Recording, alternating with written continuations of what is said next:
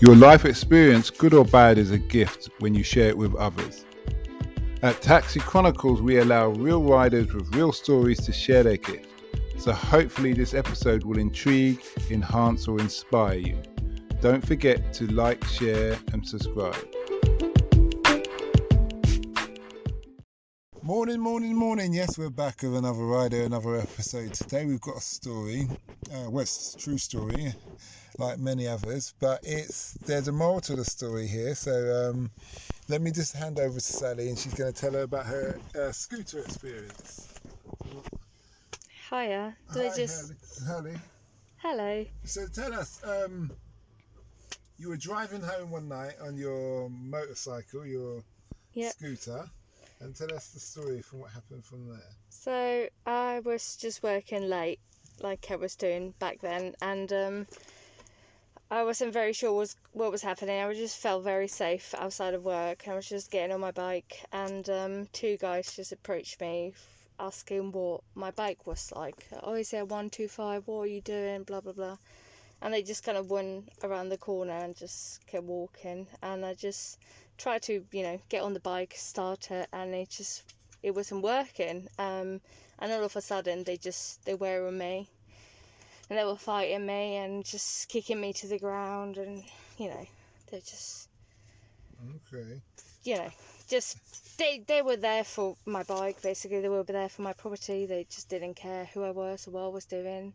That I had a long day at work. It's just kicked me to the ground and ran away with my bike.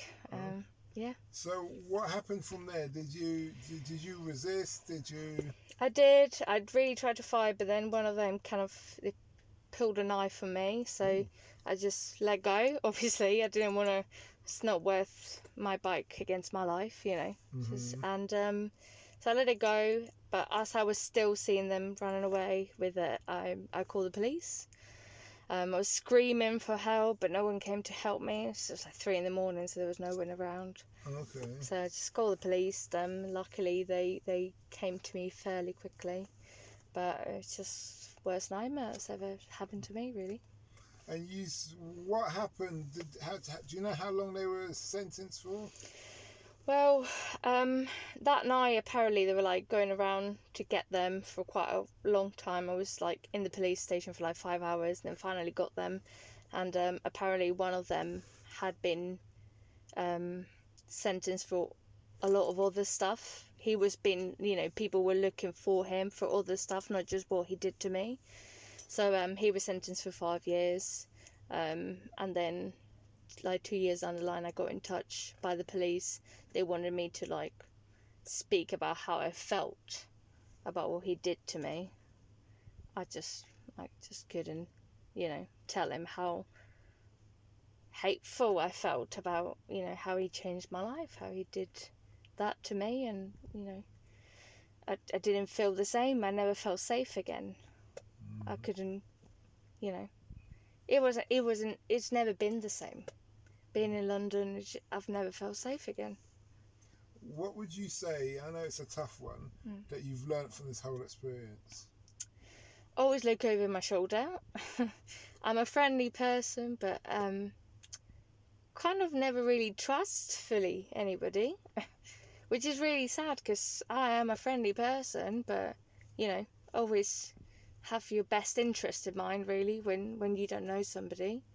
And, just look out for yourself, really, and just be safe, because you don't ever know. I was trying to be friendly that night. It really didn't work out for me then. So, If you could change anything about that leading up to that situation, what would you have changed? How would you have done it differently? Well, I was really young. I was 20 or 21, so I didn't know better. So I think just be more wary about people late at night. I think obviously I didn't think twice. I thought I was at work, outside of work, so I felt safe. But you're a young girl, you're not safe anywhere. So just look out for yourself. Yeah.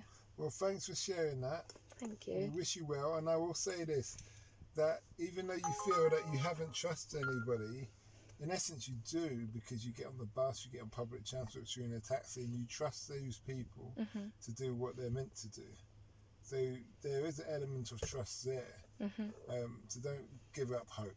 Thank you. Is what I'm saying. Really try, yeah. Thanks for sharing, and we wish you well. Thank you very much. Okay, no problem. Thanks very much, and thanks for getting me home safe. It's okay. We hope you liked that Taxi Chronicles interview. Don't forget to share and subscribe to get the latest episode. Ever considered investing in a continent with the fastest growing economies and population on Earth? The same continent that holds 30% of the world's known natural resources. Listen to our sister podcast, Africa Investor Stories, where you hear real investors with real stories from around the world share their experience of investing in Africa. We post Monday and Thursday at 10 a.m. British Standard Time.